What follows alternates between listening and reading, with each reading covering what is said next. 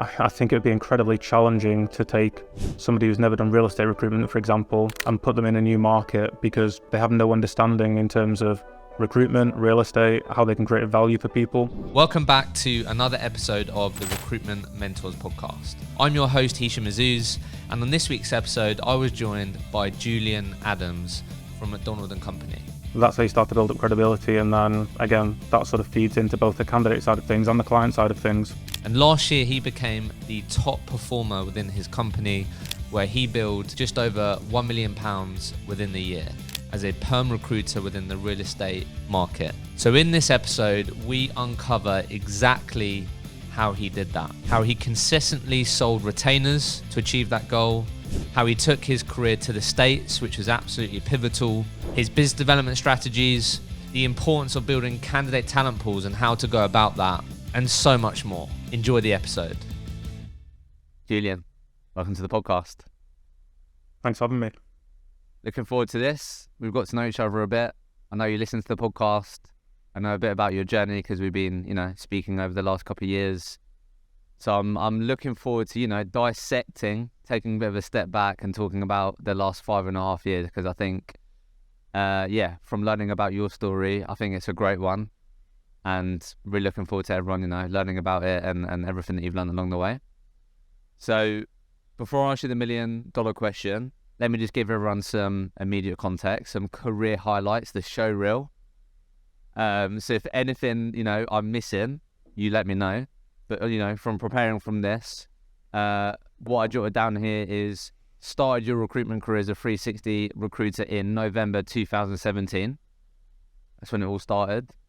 First 5-6 months was a real struggle. I think you said to me that you did around 13k in your first 5-6 months, but your first year billings ended up around 111 grand. Second year, improvement, 215 grand. Third year, 260 grand, another improvement, and this was all in the UK market, in the regions. Then the fourth year, you started this US journey, as you just said, in your bedroom during COVID, so March 2021, and ended up that fourth year doing 616 grand in your 616 grand in your billings, and that was American market from the UK. Moved to America in April 2022. But in your fifth year, financial year, which just finished, you hit the £1 million billings mark, which I know is a big goal of yours. And now, I don't know, we'll see what happens sixth year, right? In terms of that continuing that trajectory. So, I think just to frame this up, a lot of people have been sold the US recruitment story. You're living proof that, this is something that can become a reality for people, because a lot of people are being sold what you could potentially achieve in America. So really excited to dissect this with you, specifically around, BD, gaining traction, adapting to the market, pitching retainers that I know has been a big part of your story. So all of that. But let's just start. What are your thoughts on, the characteristics and traits that you believe make up a highly successful recruit in today's market? And then we'll start from there. Yeah, of course. My general thoughts are it's intangible characteristics such as being passionate or competitive, I think, are two for me. Spent a lot of time really trying to look at different people in McDonald & Company and the group and really seeing what they do well and then trying to replicate that and really sort of pushing yourself to drive and compete with people. I know not everybody has the sort of competitive feeling, but I think just when we're looking at hiring people, we typically call it the why or the fear, and you really need something that is deep inside you that drives you to go and perform every day, or drives you to get out of bed and make today a successful day. I've seen it from both sides of things in terms of people who we've taken on who haven't really been as passionate or haven't really had the motivation from inside them in terms of, it can be anything from hard times when they grew up through to, they've got a kid, they want to provide the best life for them, through to they're just money motivated and they want to be successful. So I guess it doesn't need to be a particular reason, in one bucket or another. It just needs to be a reason that drives the person on. Yeah. And I've seen people that have not lasted very long in recruitment because they don't really see it as a career and something you can be really successful in. So the intangible ones, I think, in terms of passionate and somebody who's competitive or got that drive within them. And then let's just talk about this for a sec. Like how obviously clearly it's important, but how much of an emphasis of importance would you say that is to, you know, your own story and your own performance over the last 5.5 years? How important has that been for you? The key to it. I think it's probably a bit of a detriment in that I'll beat myself up and push myself to the point of probably breaking to try and compete with people and to try and be number one. But that's probably what's made me successful and allowed me to get to where I need to get to. So that coupled up with, you know, working relentlessly to get to that point, probably the key driver or the key piece to the success. Okay. So let's just break this down a bit. So just really quickly for people listening, let's just talk first part of this journey. Just to frame out for people, you know, so your world, you can describe it to me like, you know, the world that you recruit in is permanent. Like, could you just give us just a real high level flavor of, you know, the world that you recruit in, the types of companies and industries that you operate in? And I'm going to, you know, go into the questions, but I think that'll be important for people because immediately people will be thinking, okay, well, what market is this guy recruit in? What is his average deal size? All that. So just give us a bit of a flavor on that on when you was in the UK, and then, yeah, we'll go from there. Sure. So doing the same thing in the UK as I'm doing in the US now. We're real estate specialists, so working across development, investment, and asset and portfolio management. Also other areas in terms of some financial pieces, so looking at capital markets and investor relations roles for real estate groups as well. The main groups we're partnering with are real estate developers and investors, and that can be anything from, on the investment front, a family office through to an institutional investor, different investment funds. So that's really the market that we're working within. And in terms of asset classes, it's a real range. So because we're real estate specialists, we understand different nuances and intricacies around different asset classes. So we've got a real range of coverage there. And then look, you can correct me if I'm wrong here, but so in the UK, you wasn't doing the London market, was you? You was doing the regions, right? Correct. So Birmingham North, and your average deal size is between 5 and 6 grand. Yeah, probably 5 to 8, probably. 5 to 8, yeah, cool. And then look, let's just frame out this really quickly. Then what's ended up being the average deal size in the US? Because if you said you've pretty much been doing the same type of skill set, same thing, but in the US, what has that ended up looking like in the US? Probably somewhere $30,000 to $45,000. That's probably skewed a little bit in that I'm a bit greedy, so I'll work low-level roles as well if they'll retain us for them. So that probably skews it somewhat. But I think generally the average probably would be around 50K. Okay, cool, perfect. Right, so that just massively helps. So let's just, you know, start with this, like just initial period, right? Struggled at the beginning, you know, like a lot of people do. You know, looking back at that period, and then we're going to really go into, you know, what changed, what you did differently, how you've continued to, you know, improve, not stagnate. But, you know, looking at those first 5-6 months, you could have easily quit, right? Did 13 grand in your first 6 months, but then clearly then had a better finish to the year. So, you know, what was you, looking back, what was Julian doing wrong in those first 6 months, you think? Good question. I think it was, going back to the point I mentioned earlier, I think it was the real desire and actually understanding the opportunity that I had. I came from a sales background with Harley Davidson doing their insurance, and candidly, that was it was just a bit of a laugh. It wasn't really a career. Moved into recruitment because I wanted to scale up what I could take home, and I had a few friends who'd gone and done that, and I think I was just at the point where it was probably just a job for me. You know, it wasn't a career. And I also think that generally there's a runway where you typically give yourself 6 months for everything to click and fall into place. And, you know, the initial stuff that you're putting out, people then start remembering you and coming back to you and so on. So you're trying to learn sort of different markets you're recruiting in, as well as the skill set of recruitment. So that was probably the sort of runway to getting up and running. How old were you when you entered recruitment? How old was I? 23. Yeah. Okay, yeah, fair. It's still very much like, you know, is this what I want to carry on doing? Not too bothered if it works out, doesn't work out. You know, that's fairly normal. So when did you start to get a sniff of like, hang on a minute, this is actually something that, you know, I could earn some good money, change my circumstances, you know, because it doesn't just happen overnight, does it? Like you start to, you know, realize actually, you know, I've got a great opportunity here. When did you start to get a sniff of that, do you think?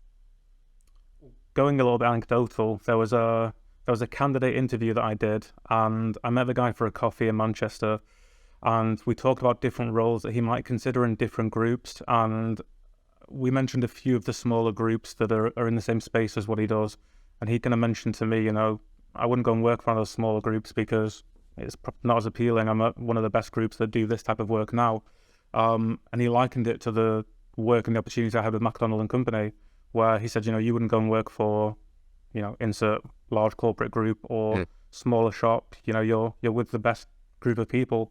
And so really, that day it clicked, and I think I mentioned this to you on the sort of prep for this, but I actually ended up placing that candidate as my last placement before moving to America. And I still say to him to this day, you know, I really do owe you. I owe you quite a lot, because that conversation was the real sort of driving piece for me, where everything clicked, and I thought, you know, I've got a phenomenal opportunity here to be successful. So I really owe him a lot. So if that clicked, just casting back to this period, I understand that sometimes, you know, it takes a third party, someone out of your typical circle to go, you know, look, you've got a great opportunity here, or, you know, to give you a different perspective. So I totally understand that. But just if we can get into that frame of mind, you know, you just had this meeting, it's just clicked, you've gone, hang on a minute. Yeah, I've actually got a great opportunity in front of me. I'm surrounded by great people. I could really, you know, make something of this. What was the first thing that, you know, you did differently when you got back at your desk? What were some of the things that you started to do differently? It was just that mindset change, you know, it was like the cogs turned. It's like, let's work harder than anybody else. I had a really great setup in Manchester, and the guy that runs the office, you know, I obviously can't thank him enough as well. But he really sort of integrated the knowledge and the sort of foundations of recruitment for me. There's a guy who was the second person on that desk, and he's a phenomenal recruiter. He is just a machine. And so he was really the benchmark for me, talking back to the competitive piece. That was the guy, and I was like, okay, he's killing it at the moment. That's where I need to be. What is he doing? How do I scale things up and go from there? So really just finding those, the intrinsic desire to want to better myself and want to compete. And, you know, whilst it seemed far away at that point, you know, we've got one way to do this. Yeah. And then just on there, just to focus on this for a second, a lot of people listening to this will have those people in their team, in their organization, but not everyone will maximize that. So, you know, you just described this person, clearly inspirational, clearly someone you can learn a lot from. Like, you know, what did Julian actually do to extract some of that value, to, you know, like pick up some of the things that this person is actually doing? You know, there's one thing seeing them at the top of the leaderboard or whatever, but like what was your actual tact to, you know, actually extract some of the things that you can learn from this person? You know, did you say, hey, look, I'd love to go for a coffee and ask you a couple of questions? Did you, I don't know, ask to listen to some of his calls? Like, what did that actually look like? How do you approach that? Well, because we're in such close proximity in the office, you could overhear calls anyway, but it'd be asking him questions around this client or why he thinks this candidate is suitable. And then again, it's just just to bang on about the competing piece and really driving yourself. I'll go anecdotal again. Whenever I would get into the office, if he had found new clients on the system, I would look and I'd be like, you know, where have you found those guys from? And he'd tell me it was from one of the sort of marketing pieces that is shared regularly within real estate in the Northwest.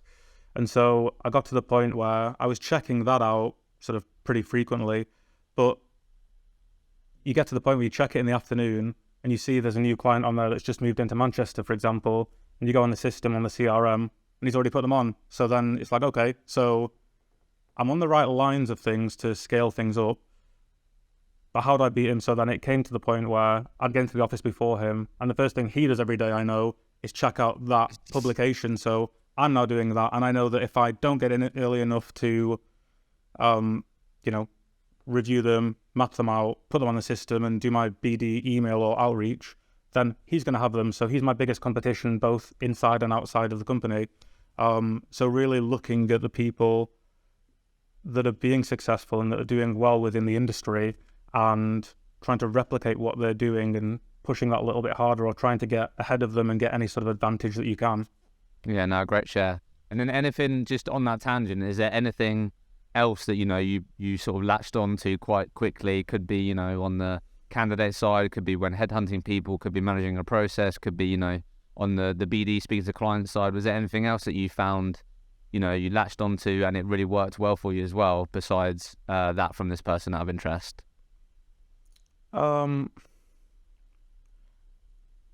It's not really sort of rocket science. I think the key thing is just speaking to as many people as possible, asking more detailed questions to better understand the market and to connect the dots.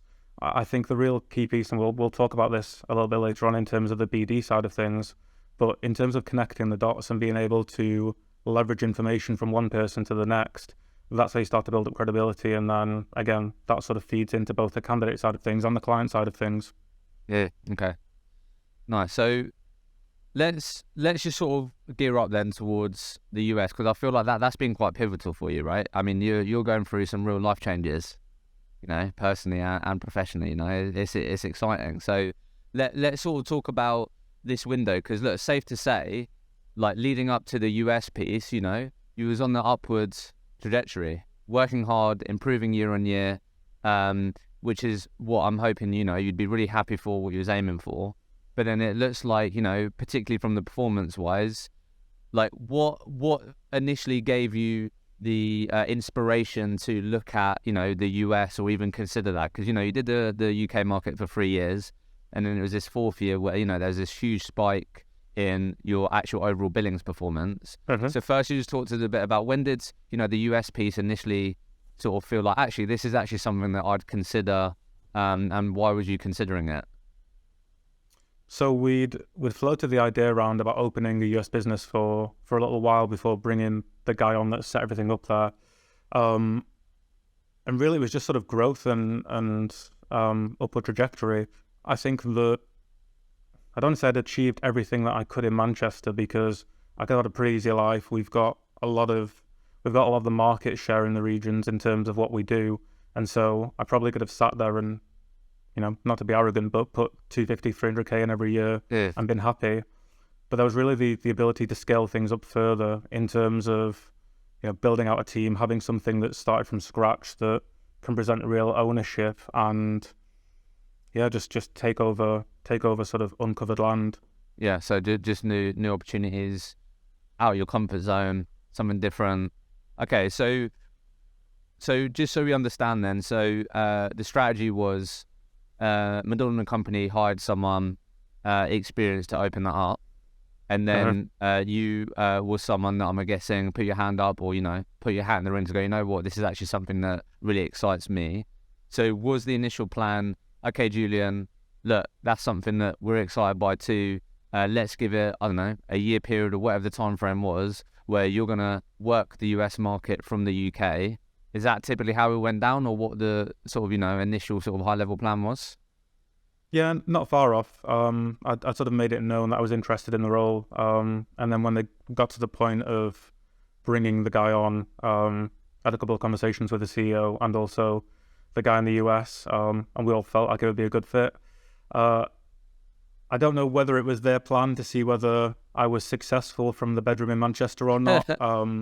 It was right at the point where Donald Trump had put a travel ban on the UK-US travel piece, so we couldn't fly to the US because that was obviously in place. And the embassy also had a massive backlog on visa applications, so it was at the point where we were seeing how things were going, but yeah, doing it from the bedroom in Manchester wasn't that fun.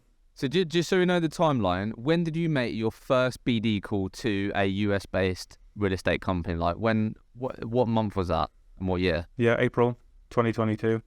April 2021. 21. Sorry, yeah, April. It's right, April 2021. Okay, cool. So that's the timeline, right? So we're pretty much, that's 2 years, right? So firstly, you can be honest with us, was there a plan? Was there, was there some sort of plan on, because the US is fucking huge. What state we're going to go after, what we're going to focus on. You said, obviously, you're going to cover the same specialisms, be known for similar things that you are in the UK, but, was there a high-level plan on how Julian is going to, go to market from his bedroom in Manchester? What was the initial plan? So at the point where we'd brought the guy on in America, he had sort of a 6 month runway until we pivoted across to the US market. Yeah. We had no appetite whatsoever to look at California, no appetite to look at New York. We were going to be Texas driven and then sort of wider Sunbelt and the Rocky Mountain region with a little bit of work in the Midwest. Candidly, it probably wasn't that clear of a strategy, to be honest. I think we knew we'd had a great track record. We've obviously got a fantastic brand in terms of offices all around the globe. And so it really sort of played into kind of sharing our track record in different locations, looking at groups that we've done work with on other continents, and then also trying to build up relationships with some of the local players. Yeah. To Alex, the guy that I work with in America, his sort of testament, he did a fantastic job of initially building up some track record from scratch for us when he first sort of came into the company. We were working things in all locations from, Knoxville, which don't know whether you know much about Tennessee, but there isn't tons going on in Knoxville, and then you've got the hardest requirements that somebody wants. We were still finding the people, so we started to build up a track record, and then probably over that first 12 months, it, again, being a bit greedy, we picked up stuff in different locations. And then as time went on, that transitioned to, let's zero in on a certain market or have people designated to different geographies. Okay, yeah, sure. No, I understand, part of journeys like this, there's experiments, there's risks you have to take, there's bets you have to make. And then once, make some of those bets, have some of those experiences, you can then refine, learn from, and become more focused. So just with the early stage in mind, I guess there's a lot of people listening to this that, might be in the trenches right now of starting. You obviously there's still so much for you to do and potential and growth, but you're more out the other side here. You've built more of this track record. You've had a ton of different experiences. So if we just focus on that initial period, knowing what you know now, knowing what you've learned from obviously your peers and the US team, if you were to go back to that moment of starting this American journey in your bedroom in Manchester, what would your first 90 days look like? What would you prioritize? What activities would you be prioritizing? What would you be doing? What are the most important things for us to be doing in those first 90 days, do you think? First of all, you need to build up a candidate pool, because if you haven't got any candidates to work with, you're going to really struggle to pick up work. Picking up vacancies or opportunities with certain groups, and then trying to drum up interest, or just trying to find a reason to better understand what these people are looking for, and also better understand what groups are competitors to these companies. One thing which, again, I'll sort of come round to it with the BD piece, but in terms of one thing I was typically doing on every call to better understand the market, every candidate that I read at the end of the call, I would ask who would be the top 2 or 3 companies that you want to work with or you would work for in a heartbeat. And if you think you're doing 10 candidate calls a day on the light end, it's an extra 20 to 30 clients that you can business develop with a warm lead. And additional to that, you're also building up your market knowledge, which I think is imperative to, again, be successful, to win work, to have good quality work. Yeah, no, that's a really smart question. So really double down on building your candidate talent pool, really get to grips with, who are some of the best known brands, companies that people would love to work for. And that would be a really good start. I guess, just quickly as well, and I want to sort of ask you some questions on this BD piece, but how long did it take you to do your first deal? June I think. Sorry, no, the end of May, we have that Knoxdale role I mentioned to you. We placed that at the end of May, but that was something that Alex had teed up that I was working on with him. So my first deal that I picked up, the placement started in June. Yeah. Okay, because I think people also, as you can imagine, listening to this, probably thinking, I'm in the trenches right now. I'm maybe doing some of the things that Julian is saying, but I'm not, I'm struggling to find traction. From your experience, I know it's only one experience, but what do you think would be a good time frame from what you've picked up so far and, the journey you've been on? What do you think would be a good time frame of if we're doing the good work, we're doing, the right activities to give, the US or that sort of part of the world a fair opportunity? 6 months long enough? I don't know. In terms of if you're talking about going into a new market, how long you think it takes until you really start to get traction? Is that the question? Yeah, sorry, I could be a bit more clear. So just more of like I might be sitting here right now and I haven't really gained any traction. I'm a month in to, trying to, take what I'm doing in the UK but doing it into the US. Like, how long do you think I should at least give it for me to be able to look in the mirror and go, you know what, I gave that a fair crack. Maybe there was a potential there, I don't know if you have any thoughts on that. As long as it takes, there's always potential, right? Nice. I know that's probably not the answer that you wanted in terms of time frame. I think, look, if you got to the point of 4 weeks in, it all depends on what you sort of quantify as traction. If you built out a really great candidate pool within whatever niche or area it is that you're looking for, you can always do things with those people. And ultimately, and I listened to a few of your podcasts prior to this to do some prep, a lot of people talk about the long game, and I can't stress that enough that, everyone wants to make a quick buck now, right? But long term, the conversations that you're having day to day are going to impact what your future looks like, and just treating people the right way and making sure that you come across credible, whether it's a candidate or a client. You may not get something from them day one, but in 2-3 months or in 12 months time, they should remember you from a lot of the other people who probably aren't as credible or aren't asking the right questions or adding any value. But yeah, I think you'd look at a 4-week period and try and not to sort of zero in on KPIs, but look at the traction that we've had. I think 3 months to try and get some form of placement, given that notice periods are 2 weeks rather than 4 to 12 weeks. And yeah, just I guess try and set out the goals as to what you're trying to achieve outside of billings by way of building some sort of track record or building up relevant candidate pool or client pool. Cool. And then just a couple of other things here, just if we're just to, just zoom in on the beginning period, and then we'll go into what you think, you double down on what you did really well, some of the strategies that worked. So, like, some people might be thinking, okay, so sitting in my bedroom in Manchester, London, wherever, going to the US market, I don't know, I might have had some success in the UK, now we're going to go into the US. So you said that what would be fundamental would be speaking to candidates, building that talent pool. Obviously, that's absolutely crucial, right? So why, as a candidate, am I going to give you my time if you haven't got any track record in the US? You're someone in the UK calling me. Like, I don't understand why someone in the UK is calling me. You haven't got any jobs to talk to me about. Like, what? Like, when we're speaking to these candidates, like, why should they give you your time? Like, what value can you give them? What is it that you is leaning into? Because you're trying to build something. So you haven't, unless you tell me otherwise, what are some of the things that you had to offer, and why would these people give you their time?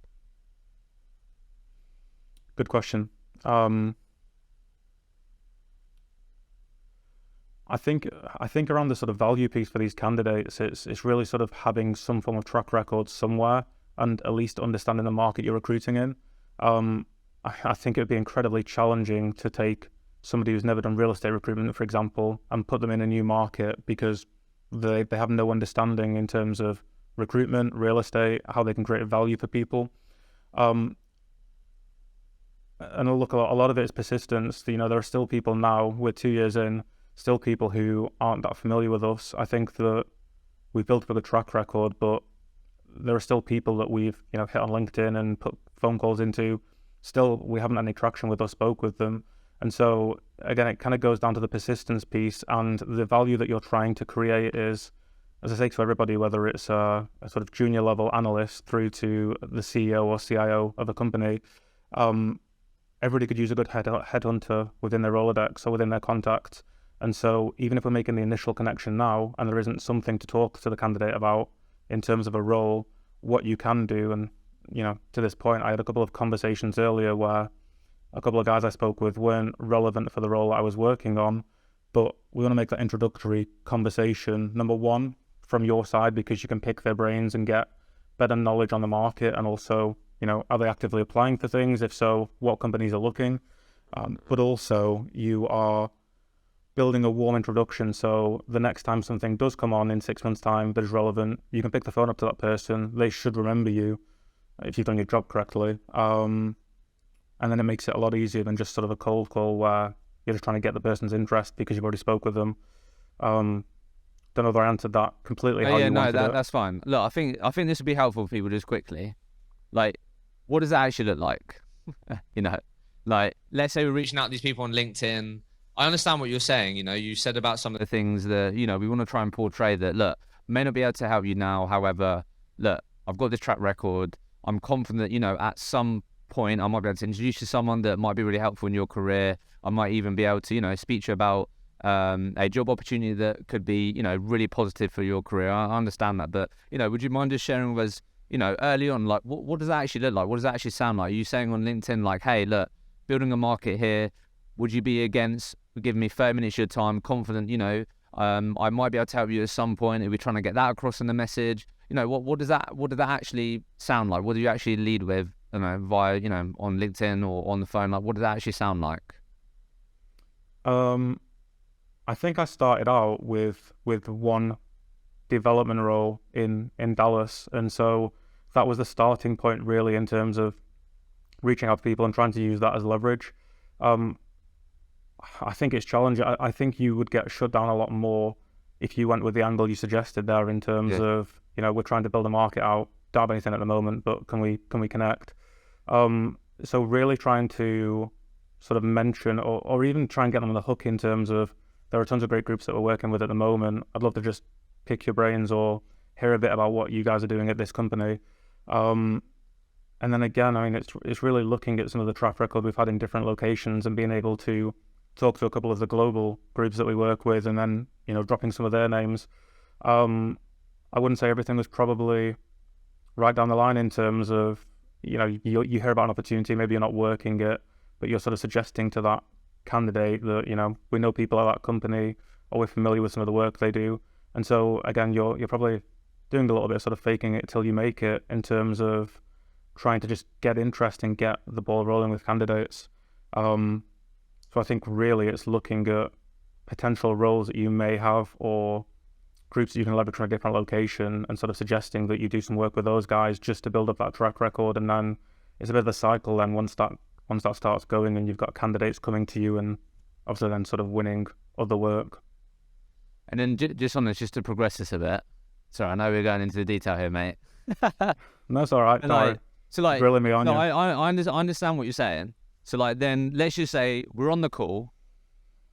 How are we approaching that? Are we saying, we work with these types of companies, we haven't got anything on at the moment. Are you just owning the fact that, you don't have all these live vacancies? I know you wasn't saying that that's what you're saying as to why they should give you time, but as well, what are you saying on these phone calls? You know what I mean? Are you just saying that we work with these types of companies, and these are the types of, firms that we'll likely be picking up jobs with, and then you're sort of continuing that message rather than, because some people might be worried about, I might get on the phone call, they're going to say, right, tell me about this job then, or tell me about that, and they haven't got they're not working on that job. But you can easily objection handle that in terms of, saying that you partner with X group. You don't need to mention a company. If somebody asks you about the role, you can say, we haven't spoke before. I'd be eager to sort of understand your background, understand a little bit about what you're doing. Can you give me some color? And then I'm more than happy to tell you about the group. Depends on the level of role. So, and again, you need to, I think whenever we're trying to go into a new market and trying to build things up, you always have the ability to use a trapdoor to get away from something. It's a role that my colleague's working on. I'll get more color for you. Can I take an email after? Or, I really want to understand your experience better, because if you're doing X asset class, then it might not be relevant for this. And so I don't want to waste your time talking about it. The other piece that is valuable, Mr. Candidate, is that this isn't going to be the opportunity that I'm going to bring to you. There are going to be other things in the future. So whilst I've got you now and we've made time to set up this call, I'm eager just to run through in more detail what your background looks like. What would be the kind of thing that you would want to go move into? What would be the kind of role that you'd want to go for? And again, if you then go to the point of, I don't know how well people will appreciate this this example, but if you've got a development manager and they want to be a vice president of development, you could probably tell them that the other role that you had suggested to them is probably more junior than what their expectations are. So I won't tell you about that one, but I'll keep you on the radar for the future.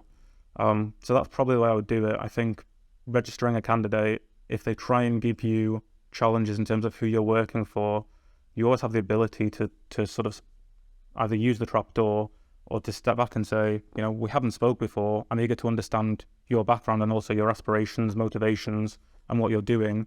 And then I can provide you with the best type of company to sort of work with or look at. Hey everyone, a real quick one from me. This podcast would not be possible without our amazing podcast partners, Vincere and Sourcebreaker. Because you listen to this podcast, you're able to get your hands on exclusive savings on both of these award-winning products. If you're a growing recruitment business, you have to check out Vincere, who are an all-in-one operating system for your growing recruitment business. With Sourcebreaker, if you want to make sure that all of your recruiters have the best tools on the market to stand out and beat their competition, then you have to check out Sourcebreaker. Use the link in the show notes, in the comments below, and you'll be able to get yourself exclusive savings on these amazing products. No, I appreciate you sharing that, and I know, I think that'd be really helpful for people. So I understand there's a bit of a journey, right? Like you said, you've got to not presume that you know more than you actually do, but there's an element of you're trying to be what you're trying to be what you want to become, right? Before you become it, that's just the part of the game, right? So just as we were talking about this earlier period, and then let's go on to the BD strategies and how we went on to achieve these types of billing performances. Looking at that early period, what were some of? It sounds like you just went into it head first. Clearly, someone that's willing to learn. You've got the mindset. But what were some of the early challenges? Maybe on the candidate side, client side, I don't know, that maybe you had to adapt to, didn't expect. Example might be one of the ones that I've picked up a lot on from speaking to people is they had to learn the hard way that Americans are really good at, being engaged, going, yeah, Julian sounds great, blah, blah, blah. And they'll be like that. And then they just won't hear of them and just get completely ghosted. They said that happens a lot. There's the salary conversation is slightly different. A lot of people, you either can't ask them what their salary is, or they get really weird about that. So I don't know, what are some of the challenges that you found, you had to navigate and adapt and you came up against? Yeah, I think really just learning the market and knowing where to go fishing, I guess. Really sourcing the right levels of people and the right candidates. I remember when I first started, one of the first contingent roles that I worked on was for an investment associate with an investment fund in Dallas. And it was my first sort of crack at trying to build out the Dallas business. And I think I, went through LinkedIn Recruiter, sourcing people. I think I registered about 150 people in a 3-week period. So yeah, every day was long hours, trying to find the right people, pivoting LinkedIn certain ways to try and get the best people. Interviewed all of those people and then shared probably my best 10 people with the group. And as is the case with some clients, they're just incredibly hard to please. And so they took a few people to final and then didn't progress them and then decided to put the role on hold. But obviously it's means to an end. So probably the success piece from that was I ended up picking up another investment associate role a week later, sent my best 8 people and got that job turned around within a week from shortlist to offer and acceptance. I don't really know about the people not coming back with Americans. I think that is an American thing where they are, incredibly polite and friendly on the call, but they probably won't be as direct to tell you that they're not interested. So I think there are a lot of pieces around qualifying people and again, going back to asking difficult questions or hard questions, because you don't want to waste your time and you don't want to chase people if they're not interested. But yeah, I'd probably say just learning the market and trying to build up that knowledge being the sort of key piece and the most challenging early doors. Yeah, nice. No, I appreciate you sharing that. So let's go into the BD piece then, because you know you're not hitting the type of numbers you are without consistently bringing on great client opportunities, great jobs that are fillable. You know, so let's just talk a bit about this. So you know you can go into the past year, last year, but if we were to talk about Julian's business development strategy, we've spoken about the importance of, you know, the candidate talent pooling and not just having your candidate hat on. You're asking smart questions like, you know, what 1 to 3 companies would you love to work for or you think are amazing? That's obviously, you know, you're building your market mapping there and you're building companies that you can obviously go after. So obviously part of the BD strategy is, you know, ask good questions, use the candidate conversation, use information to my advantage. But what else, you know, in this BD strategy for Julian, what else did it consist of? What else did you find, you know, really worked for you over the last 2 years? I mean, I think everybody said this more recently in the past 12 months, just given how hot the market was. When you were speccing out candidates, you know, that was probably the main driver for a lot of people. Our aim wasn't necessarily with that piece to place that candidate. That was more of a tool to get a client on a call who had a requirement, and then we would then pick up the work and go through that process.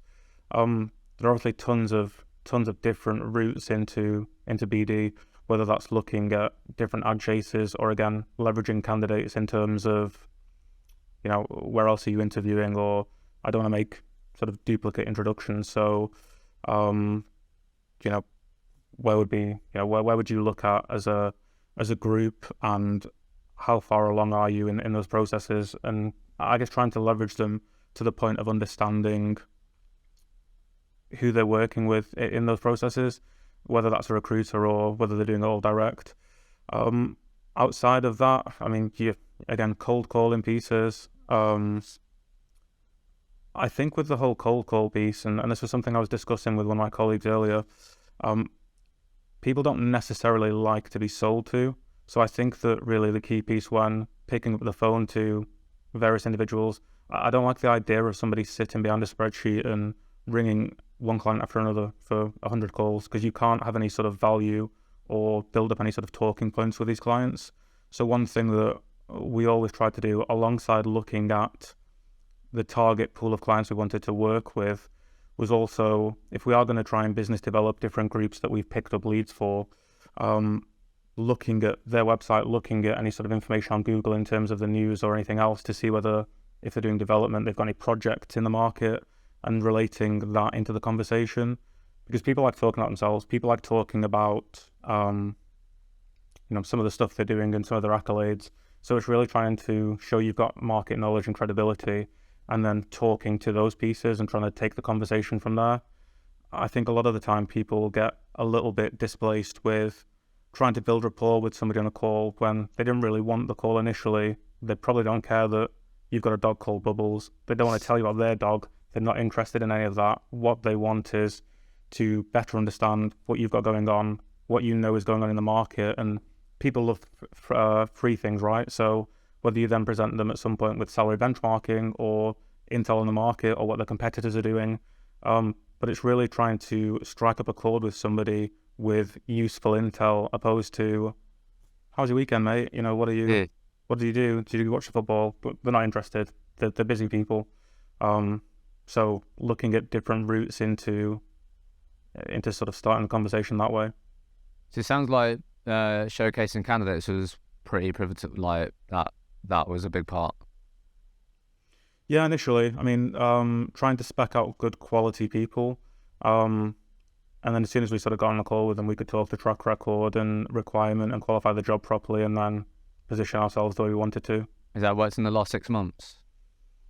I mean, I sold 3 retainers so far this month, and I've been on holiday for a couple of weeks, and the same last month. So it's been slower. The appetite has been slower in terms of the responses from specs, but again, probably at a luxury point where, well, I could pick and choose what work I picked up, and so if I've got the bandwidth to service it, then I can, and if not, then somebody else can pick it up, I guess.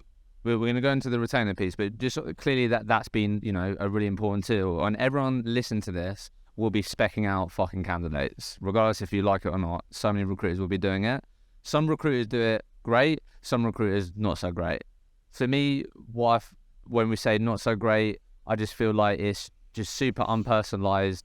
It's, you know, send out however many emails, not even thinking about the person receiving it. And I'm sure there'll be, if we send it to enough people, there'll be people coming back, right? And I do feel like that is definitely one of the activities and habits that, you know, does a good job of tarnishing our reputation. So, you know, let's talk about, how does Julian approach specking?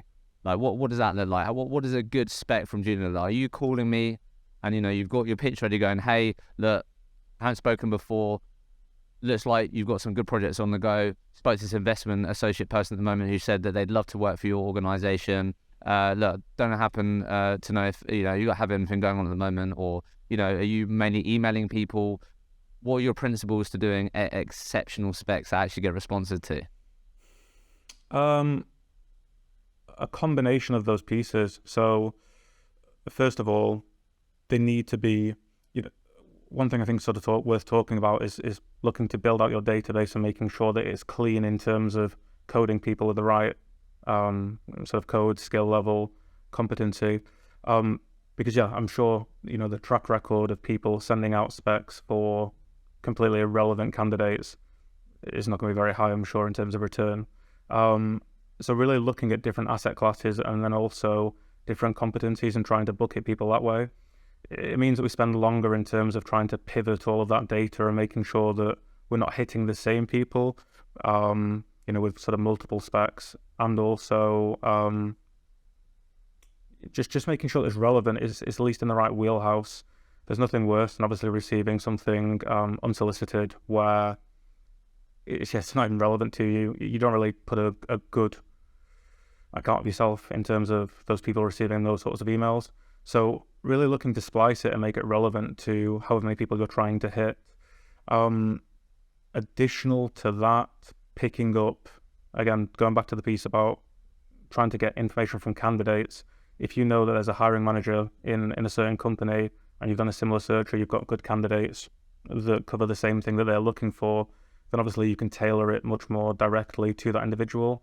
But honestly, just looking at the US market, given the amount of people and just how broad it is, it's too challenging to try and splice absolutely everything and just, you know, dumb it down to the point of putting 50 to 100 people into a hot list, because that'd be a full week and nobody's got time to do that. I also typically like to anonymize a resume to go on there, or a CV, and the email should not be incredibly wordy and detailed, because people just delete that. Should be pretty brief and to the point, probably 2 sentences. And I think that typically gets more traction than doing a bit of a write-up on an email as well. So what might those 2 sentences sound like, Julian? 100%, bro. 2 sentences. What might that sound like? You know, first name. Enclosed here is the resume of a talented development manager that I'm working with.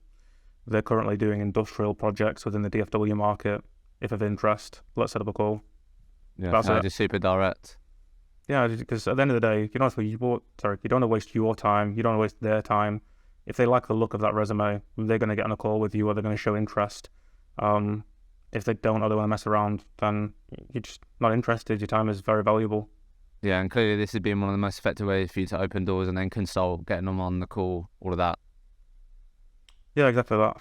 Mm-hmm. So, all right, cool. So let's move this on to retain. We're gonna go a bit over the hour mark here, but that's fine with me if that's cool with you, because I think there's more there's more to dissect here. So, okay. So what I want to know then, because you shared it with me, shared this with me on the prep call, was going into, you know, the year that you just had. You shared with me that, you know, you set your eyes on becoming the top biller, which you then went on to achieve, right? Which is where you've hit, you know, over the just over the million UK pounds mark within a year. So firstly, what I'd love you to just share is, how did you make sure you wasn't overwhelmed by that? Because, like, did you know that you're going to have to bill something around the million, or, you know, what, being the top biller, what was like the initial figure that you knew you had to get in and around? I thought it'd be high hundreds of thousands. So there's a guy who was sort of competing against for the last few months, and he's been the top biller for the past 4 or 5 years since I joined the company. We joined at a similar time, albeit he has a lot more recruitment experience. And as far as I sort of would see it, he's like the GOAT in terms of what he's been doing. I think he finished last year on like 825,000. Sorry, right. The year prior. Yeah. So I figured it would be high hundreds of thousands, maybe a million. But I didn't really have a number inside. I kind of thought, let's try and do $1 million and see how that goes first of all. And then once we got to that point, it was like, okay, let's see if we can do it in a different currency. And yes. So what I'd just love you to just share, because I think, we basically, I guess what I'm interested in is how you sort of broke that down. Because I find, speaks to a lot of top performers, that this is what they're really good at. Because, so basically earned, $840K in the fourth year. So I guess, it's an extra like 20% basically you're like aiming for, to get an extra 20% out of what you did in that first year in America, right? But, beginning of the financial year, we're at fucking zero, starting again. How did you break down that target, $1 million, to make sure that because looking at that, writing it down, you're like, how the fuck am I going to do that? It's a big number. So what's been your, process to, if you do have a process on breaking that down so you don't become overwhelmed by it, and you focus it on chunks, if that's something that you do? I mean, I'm always overwhelmed, so probably not the best question. I mean, look, it's just like taking accountability at the end of every day. I'll always check my KPIs or my stats for the day to recognize whether I've had a good day and equally sort of a good week. And it's like putting ingredients into a cake, right? If you put enough of each thing in, it should turn out okay. I didn't really have a set number that I needed to do each month. It was mainly a case of just working relentlessly and honestly going back to the competitive piece, kind of keeping an eye on anyone that was ahead of me and just making the decision, work harder, work longer, just try and deliver for clients, and ultimately, it should work out okay. And then obviously you get to the point as we get closer to the run-in where you're keeping an eye on what they're doing, and again, sort of trying to push as much out as possible in terms of business development, picking up work, and then finding ways to try and service that, as well as trying to keep plates spinning. So I think what people be interested in is what were Julian's key ingredients, the KPIs. What were some of those? And they might change in certain parts of the year, but you said that I'd look at my key KPIs, and that'd be an indication to me that I had a better day rather than a not so great day. So what were some of those key KPIs? Were you always looking at, if I register 5 candidates per day, then I should be on track? Or what were some of the key ingredients? Yeah, so candidate calls, typically I'm in for 10 a day, and they have to be relevant as well, right? It's not a case of just registering somebody that isn't really relevant to what we've got going on, or wasting time on that. Client calls, typically trying to do 2 or 3 a day. I mean, my specs target was in the thousands every month. I couldn't tell you what that was meant to be, but trying to get specs out consistently.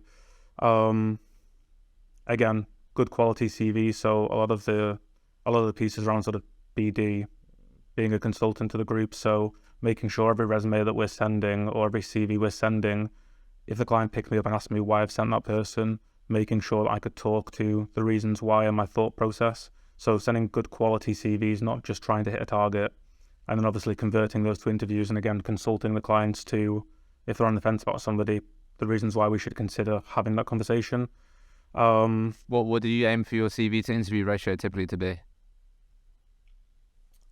Probably 2. Yeah. Should interview probably 1 in every 2 people. It depends on the group and depends exactly what they're looking for. But we're trying to put together a short list of probably 8 people. I'd expect half to have to get the opportunity to interview.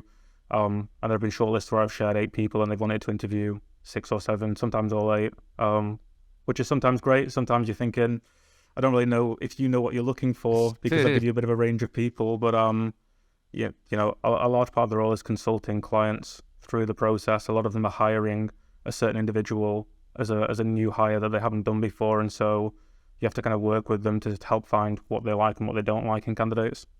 Yeah, so I know we're talking a lot about quantity here, but as Julian said, if you're listening, quality is just as fucking important. But I think what I love hearing here is we're talking about quality, but also the quantity required, the inputs required to get anywhere near the million mark. So we're talking 10 candidate calls per day, at least 2 free client calls per day. I mean, you mentioned the number of thousands of specs, so good number of specs, and like that's really helpful for people, because there's a lot that you could be doing. If you're getting in around there and you're asking good quality questions and you're using information to your advantage, then then we can really be building traction and moving forward. Julian, let's talk about this retain journey then, because you told me last year. Yeah, you told me last year every single deal that you did was retained, right? Is that correct? Correct. Yeah. So talk to us, mate, because the 4th year, how many retainers did you sell in the 4th year? So I made some notes just for the prep. So I sold 18 retainers in the 4th year, and did 42 placements in total. So, that was inclusive of the retainers. And then last year I did 58 placements, and 33 of those were retainers. 33 retainers. So there are a few still falling into this year.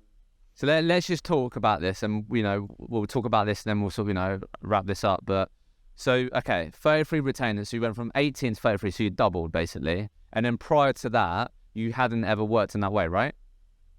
I checked before. I sold 2 in the previous 3 years. I sold 2 in the previous. Okay, cool, sweet. All right, so let's break this down then, right? So let me first start. I guess a good question to start would be, if you sold 2 in 3 years and you sold 18 in that 4th year, what the hell did that pitch sound like when you sold 2 compared to what it sounded like when you sold 18? What were the main differences in that pitch if we were sitting on that pitch on retained? I mean, the 2 that I had sold retained had been existing clients previously. It was more a case of talking about the time that I had to put into the searches to make it worthwhile. So again, it was sort of nominal amounts up front, probably £2,000 or £3,000. And I probably felt a little bit cheeky asking for money up front. It's certainly changed since then. I guess sort of pivoting to now, really just expressing that my time is valuable. I think that, it sounds incredibly sexy when you talk about exclusively retained work and everybody wants to do it. The reason we do it isn't because it's sexy or because we can say, I've got retained jobs on. You really look at the contingent model and the retained model, and when you're doing contingent work, that money is never guaranteed. And so typically what you see is recruiters will pile themselves up with as many contingent jobs as possible. They'll probably send 3 or 4, low-hanging fruit, candidates. And then that probably doesn't get that much time because there are other recruiters working on it, or they're just not sure that they'll get a fee. The key piece around how we're positioning this and why we're doing it isn't to get money up front, because that doesn't really mean that much to us besides commitment from the client. It means that we're working it on an exclusive basis. We have the ability to map out and vet candidates properly. It's guaranteed money, so it means that we can put as much time into it as possible and ultimately build out and provide the best shortlist of candidates. So that's the reason that we do it, because we cover our own back and it allows us to do a proper job, opposed to, I'll send 4 candidates and somebody else will speak to one person and they'll send them. It's just not of interest. And so it's really having that mindset that we want to do the best possible job and consult to these clients. And so we're not just taking money off them and kind of doing nothing with it. We work relentlessly to provide results. So, so let's just talk about this then, because I think everyone listening, Julian, they'll just be nodding. They're like, yep, definitely agree, all these things, right? But all those things that you just said is how it helps you and your team. Not because it's sexy, not because you're getting money up front, but because your time is that you're actually putting a value on your time. And as you said, you can really commit to delivering a great service, but that's all the benefits to you. But obviously, in order for you to sell these consistently, the other person you talking about them has got to feel like, okay, well, that makes sense for me and my business and how that's going to help me. So, you know, let's just talk about this process, okay? Because, you know, people might be like, okay, well, how does this actually work? Is it different? Is it not different? We'll find out. So if, you know, I become a client that you speak to about, you know, pitch and retain to, so what are the steps firstly? You know, you might have sent me a spec CV. I've gone, Julian, this candidate, mate, this is someone that I'm excited by. We get on a call. Yeah. You know, talk to me about the process. So we are going to go straight into, you know, a bit of a discovery call. And then we're going to book another call where we then do a proper pitch on the retainer. What's the typical sales process? We're just in one call. One call. And we'll go through. Yeah, one call. Okay. If they want to do a follow-up to understand terms or any other pieces, then we can do that. But I'll typically try and make it 30 minutes, or it might overrun slightly depending on the level of detail we get into. Okay. One call over video, yeah? Over video. The phone call? No, I don't do video. Phone call. Okay, right. Let's break this fucking phone call down then. Come on. Because that's surprising to me. I'm not going to lie. I thought there would be, but this is why I think this is helpful for people, because I thought there'd be a bit more to it. You know, you might put a presentation together. You might have found out a bit more around, you know, about their challenges, their pain points. But this is great, you know, because this is unearthing, you know, people might be overcomplicating this stuff. But why don't you share with us what is important that happens on this 30-minute call? I'll run into that now. I think just to your point about there probably being a lot more to it, video call, presentation, whatever. I don't think they really care. Like, honestly, I don't think they really care. I think the key pieces that they want to know are, what does your track record look like? Does this person ask the right questions and understand what we're looking for? But also giving them the confidence to, you know, they'll believe that you will deliver for them. In terms of I'll give you the example. I play a lot of poker. I'm not going to show you all of the cards, but we want the frameworks. You know, people listen to this. We want the frameworks. You know, what are some of the key things that, you know, we're going to go through? Yeah, I mean, definitely do your diligence on the company first of all. Take a look at some of the material. Take a look at what they're typically doing. Have a look at people within the group to see whether you know anybody or are familiar with them. Maybe you've got some as candidates, and so you'll have insight into some of the stuff that they're working on that you can relay, you know, in the market about the group. And then look, really, I let them lead the call by way of, do you want me to give you a background on McDonald and Company, or are you familiar with us? Or why don't you tell me a bit about what you guys have got going on? You know, why did this development manager interest you? What did you have in mind for this person? Typically, they'll give a high-level overview, and they'll probably go into as much detail as they think is required. I think then I will talk to them on a much more technical level in terms of different pieces around the role, and, you know, probably make recommendations or suggestions as to why I think, would this person fit coming from this background, or, you know... you show credibility with your questions and your understanding. Exactly, show credibility. I understand, get that, yeah. And also talk to any sort of track record or whether they know people at another company that you'll be familiar with. I think that's a key one in terms of how close-knit a lot of these markets are. I think, providing you can mention a name and you could happily say to the person, yeah, give Dave a call now, he'll say great things about me. They won't call Dave, but if you're willing to be that sort of, you know, brash and out there, they'll probably think, okay, this guy probably knows what he's doing. So go into technical detail, understand the role better, really deep dive into the company's culture, growth, trajectory, really talk to the ability to understand everything so that we don't waste their time or our time. And again, sort of talking through the whole candidate journey piece, because people want to have good reputation in the market, and you also want to work with groups that aren't going to dick your candidates around and give you a bad name. A lot of other pieces I think that we sort of leaned on, particularly through COVID, would be our ability to manage candidates' expectations. You got to the point where you had 3 or 4 opportunities per candidate, you know, and you weren't representing them on all of them. So really sharing with the clients that we manage our candidates closely. The percentage that we typically lose to counter offer or to another opportunity was incredibly low, and talk around those pieces and how we do that. Then go into what I would like to think is a very fluid pitch of the company and some high points around why we're specialists in what we do. Talk a little bit to the track record. I heard somebody mention on a call the other day that they use pitch decks. Oh, sorry, on one of your podcasts, Yeah. so they use pitch decks.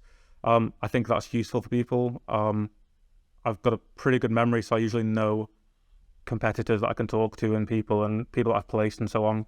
So I'll drop a few names there in terms of those pieces, and then I'll typically then ask them, do you want me to run through what our contract looks like? And it's just, straightforward. This is how much you pay up front.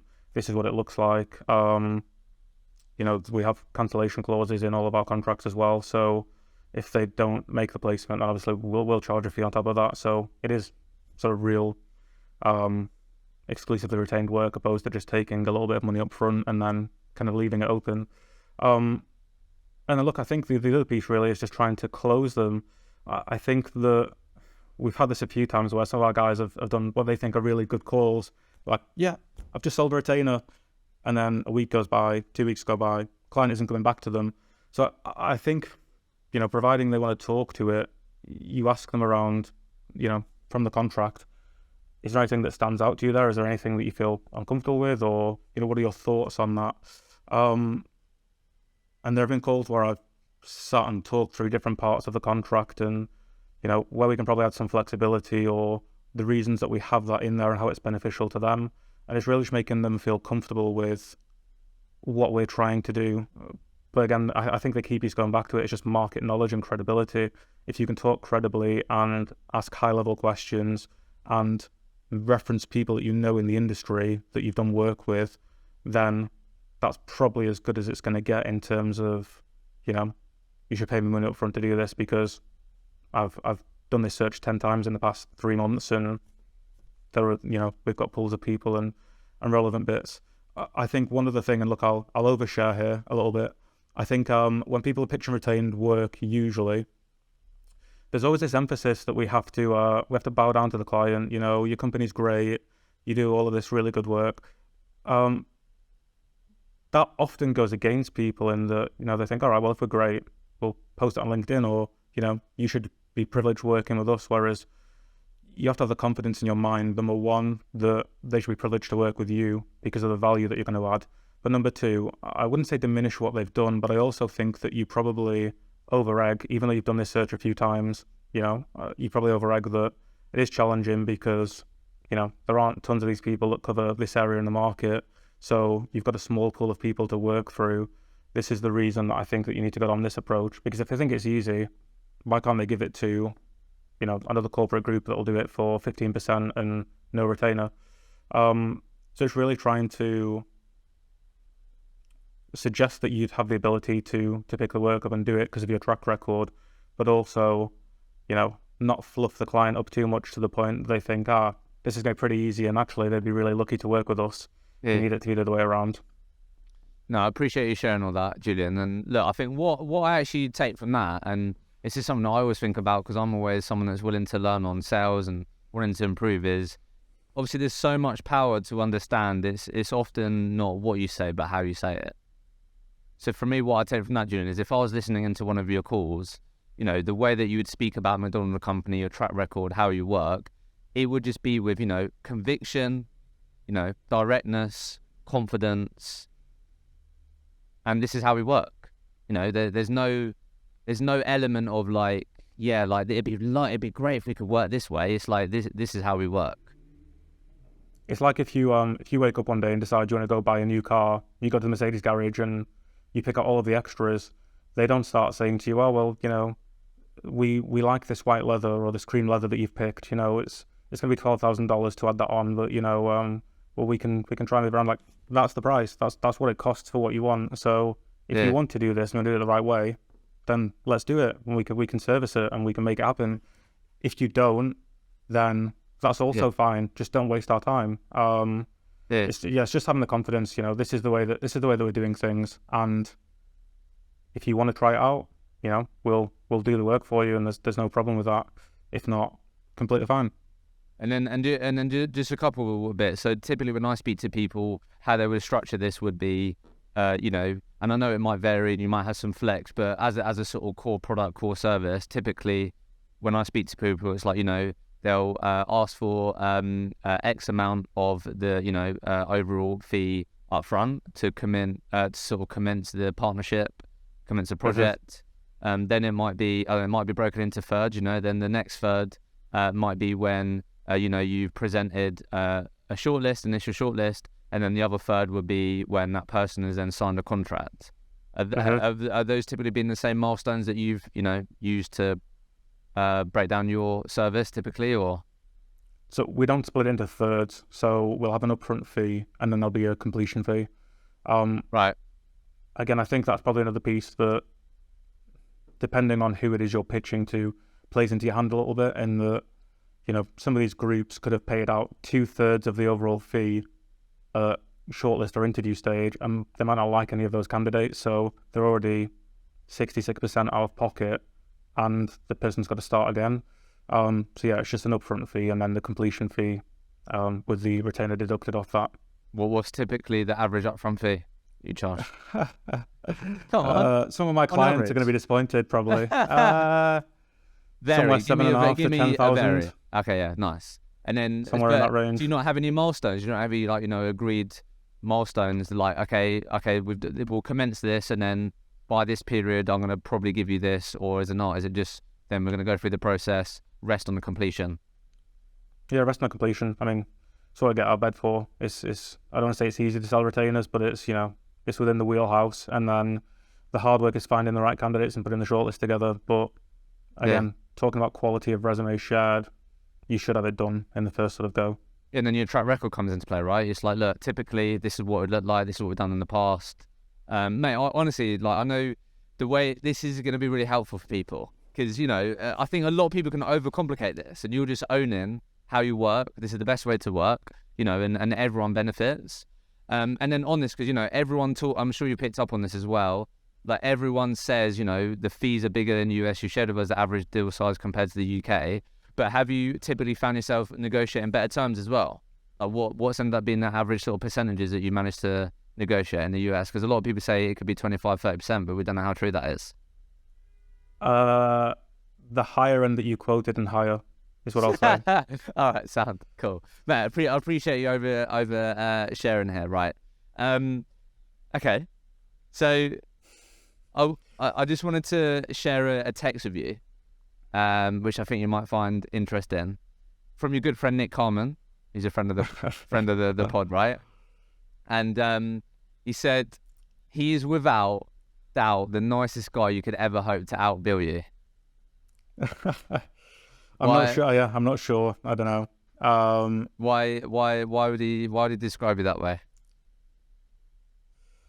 I don't know, man. I don't know. I mean, some of the guys in America probably think I'm super intense, because when you come in and you're locked in, then that's it. We're here to make money. We're here to do the job. But I don't know.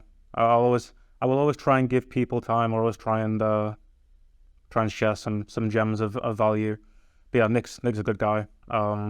Spent a lot of time trying to. He also said how he grinds that work, and huge billing so consistently without a pomp or ceremony always impresses everyone around him. Yeah, well, that's nice to hear. Yeah, like I say, I spent a lot of time trying to copy Nick and learn from Nick, and he gave me some really good pieces in terms of building out the desk and doing business development and so on. So yeah, I couldn't be happy to have that sort of praise from someone that's achieved so much with McDonald and Company. So look, we've covered a lot in this conversation. People listening that want the US success story, what would be your part and advice, my friend?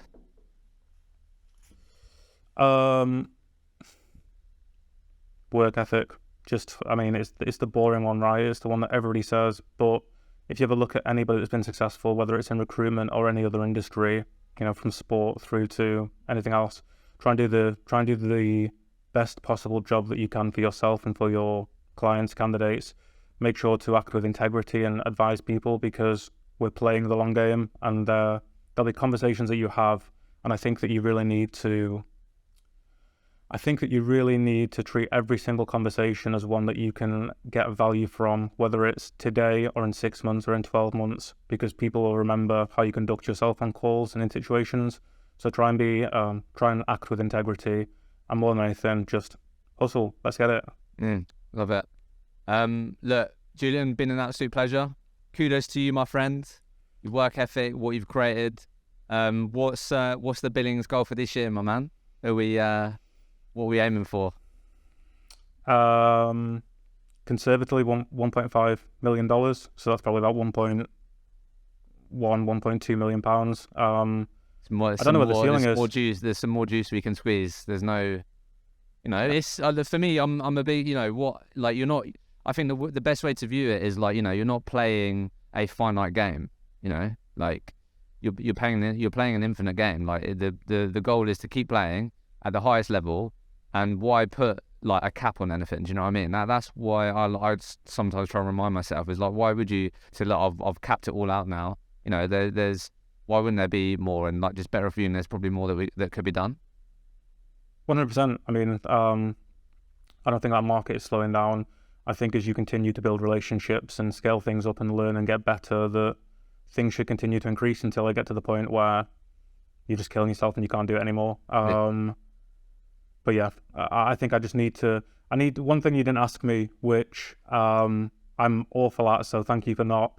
Time management and organization. I'm horrible at it. So I probably spend more hours working than I would need to if I just plan things out better. So maybe that's going to be my success route to 1.5 or 2 million. Love it. Julian, thank you so much. Top man. Thank you so much for listening to the episode. I hope you enjoyed it and got value from the conversation. If you did enjoy it, please don't forget to like, share and subscribe, and we'll see you in the next episode.